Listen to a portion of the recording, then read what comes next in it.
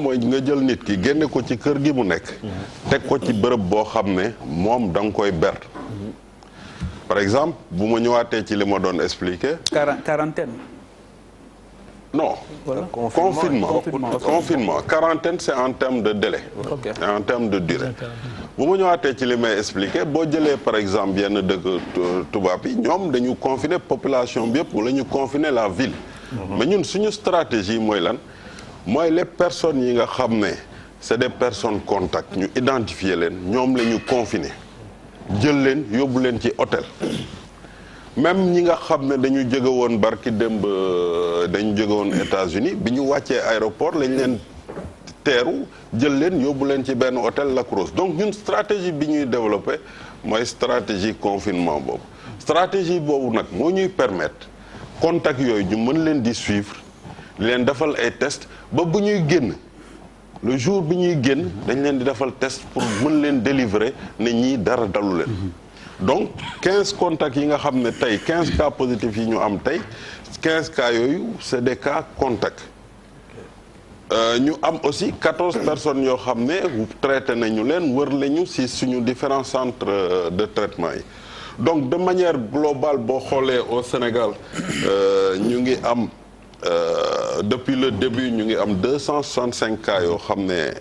diagnostiqué nañ leen positif depuis le 2 mars ci 265 cas yooyu am na ci ñaar ñoo xam ne yàlla nangu na seen bakkan mu am ci kenn koo xam ne dañ ko évacuer mais aussi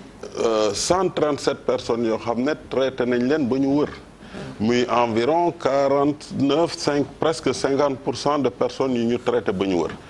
donc situation boobu damay wax toujours que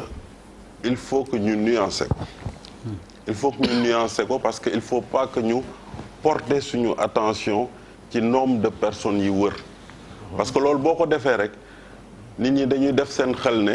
kon feebar bi dañ koy justement j'ai remarqué que docteur li nga wax certains jubilé en disant que la tendance est inversée pour la première fois ñuy wër moo ëpp ñi feebar mais loolu explication bi xam nga lan la explication mooy dañ leen di teel a identifier dañ leen di teel a dépister teel a yóbbu ci structure yi ñu faj leen buñ ko dul woon def ñun Sénégal ñooy ëppale cas grave dëkk yi am cas grave le plus souvent malade la yoo xam ne feebar bi jot na installé wu parce que feebar bi ci voie aérienne lay duggee bu duggee bu yegsee ba niveau pulmonaire ci lay gën a jafe pour ñu jël ko en charge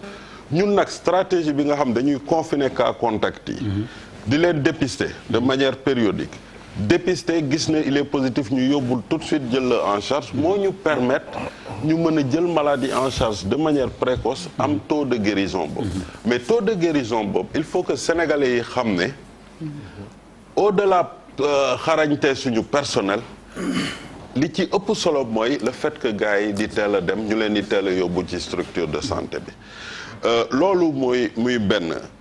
donc ci wàllum stratégie il faut pas que ñu xalaat ne lépp lu ñuy def fële rek ñun dañ ko war a jël indi ko suñu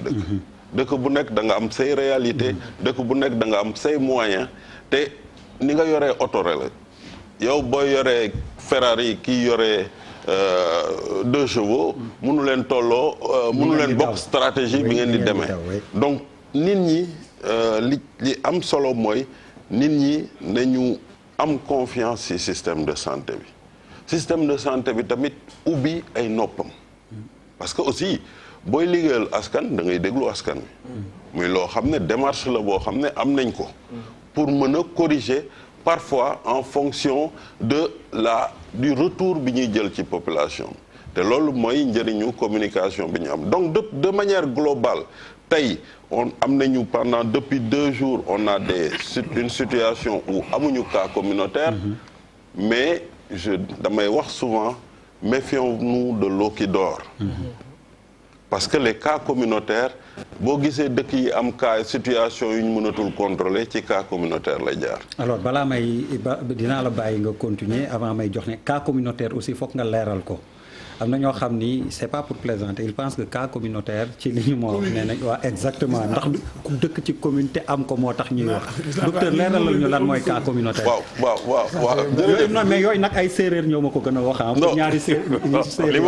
li ma ci xaw a jaaxal rek mooy audio bi seen defe naa fii la jóge audio bi ci yéen la jóge seen